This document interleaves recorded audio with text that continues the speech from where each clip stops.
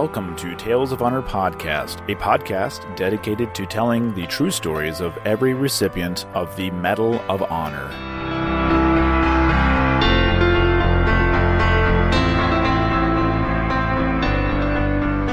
Hello, everybody. Welcome to another episode of Tales of Honor Podcast. I'm your host, Christoph Ambrose, and today's episode is episode number 319.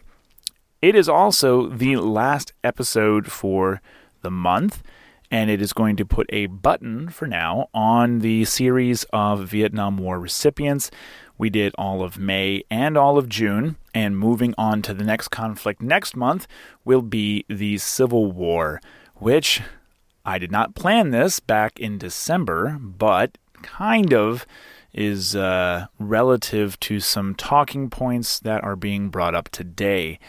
So, good timing on my part, clairvoyancy maybe, I don't know, but they're going to get covered whether you like it or not. Hopefully you do like it. If you do, be sure to subscribe, be sure to share, let others know what's going on over here. And what's going on? Well, the mission to tell every single story of every Medal of Honor recipient, from the Civil War all the way up to the Global War on Terror. Everything. That's all I got for now. No birthdays to announce today. Looks like July does have a few birthdays to go over, so we will cover them as we get to them. So let's move right on to the last episode for the month of June, back in the Vietnam War. Max was born on the 29th of January 1932 in Lodi, California.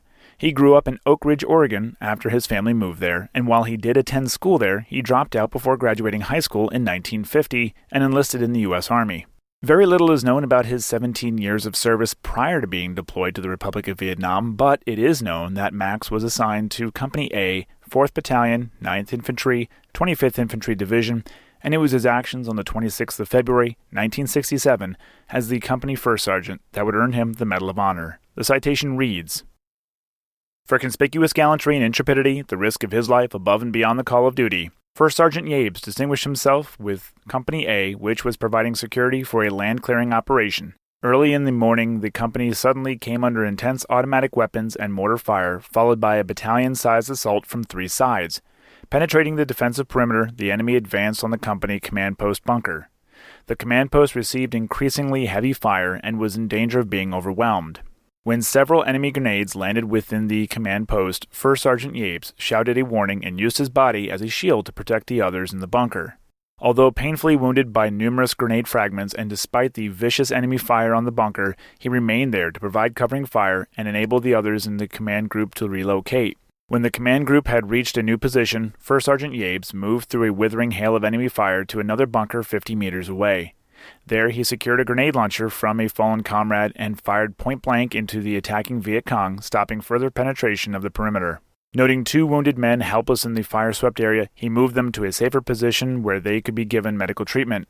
He resumed his accurate and effective fire, killing several enemy soldiers and forcing others to withdraw from the vicinity of the command post. As the battle continued, he observed an enemy machine gun within the perimeter which threatened the whole position. On his own, he dashed across the exposed area, assaulted the machine gun, killed the crew, destroyed the weapon, and fell mortally wounded. First Sergeant Yabes' valiant and selfless actions saved the lives of many of his fellow soldiers and inspired his comrades to effectively repel the enemy assault. His indomitable fighting spirit, extraordinary courage, and intrepidity at the cost of his life are in the highest military traditions and reflect great credit upon himself and the armed forces of his country. During this attack, 24 American soldiers had been killed, as well as over 113 Viet Cong soldiers. A little over a year and a half later, in October of 1968, Max's wife and children received his Medal of Honor from Stanley Resor, the Secretary of the Army, in a ceremony at the Pentagon. In addition to the many individuals, dozens of Oak Ridge businesses and organizations donated their time, money, labor, and supplies in order to have a memorial built for Max. Tim Outman was the sculptor that was hired to create the memorial, which features a fountain and a bust of Max, along with a flagpole and engravings of his actions. This memorial stands in the Green Waters Park in Oak Ridge, and in El Paso, Texas, an avenue was named in his honor. Maximo Yabes is buried in the Fort Logan National Cemetery in Denver, Colorado, Section R, Site 369.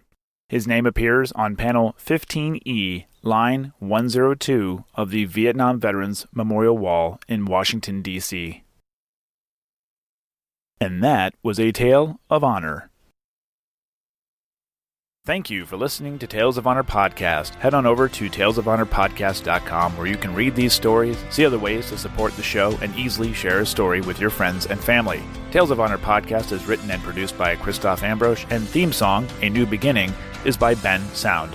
If you have any questions or comments, you can send them to talesofhonorpodcast@gmail.com. And until next time, I'm Christoph Ambrose. Thanks for listening.